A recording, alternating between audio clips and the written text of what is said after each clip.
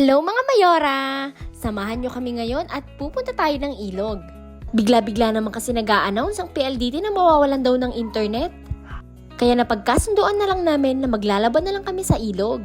At nagdala na rin kami ng uulamin namin para hindi naman kami magutom sa paglalaba.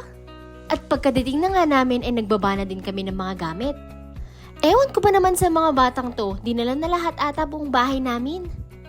At dinala pa nga ang lulutuan na yan, yung ihawan na napakalaki. Akala mo naman napakaraming lulutuin. Isang bangus nga lang at saka 2 tilapia. At syempre hindi mawawala sa grupo ang tagahawak ng pitchil. Diyan daw kasi sila magtitimpla ng vitamins nila. Pagkababa ng gamit, nagsimula na rin kaming magluto. At syempre hindi mawawala ang darling kong kala mo laging galit. Nagpahinga nga kami saglit at maya-maya isisimulan na namin ang paglalaba. At nagsimula na nga kaming maglagay ng mga basahan sa ilog. Hindi mo nga alam kung ano yung dinidispose nila, bakit naka-garbage bag? Nagtatalo pa nga sila kung saan daw kami pupwesto. Kahit saan naman dyan, basta umaagos. At ewan ko ba naman kay Samantha, mukhang matutulog yata. Unti-unti na nga nilang tinatawid yung mga basahan sa ilog. At nahihirapan daw siya dahil inaagos daw siya. Paano ba naman ay napakapayat niya? Mga basahan nga pala yung lalabhan namin ngayon. Dahil marami kaming aso, kaya marami kaming mga gamit na basahan. At habang naglalaban naman ng dalawa, ako naman ay magsasaing na.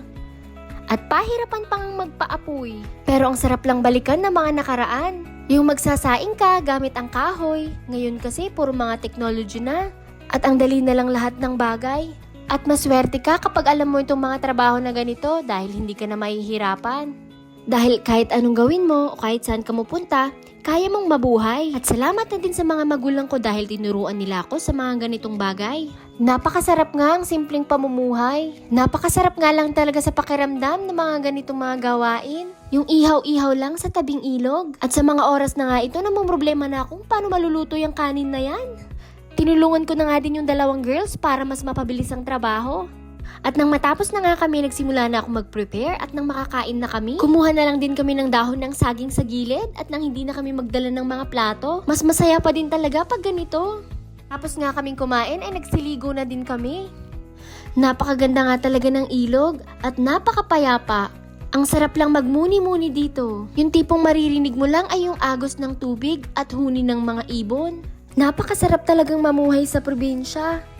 Malayo sa gulo, malayo sa ingay, at walang masyadong pollution. Kaya tayong mga kabataan dapat ingatan natin ang ating kalikasan. Dahil tayo din ang makikinabang nito at ang mga susunod na henerasyon. Maraming salamat sa panonood. Hanggang sa muli. Paalam! 2, 3, 1!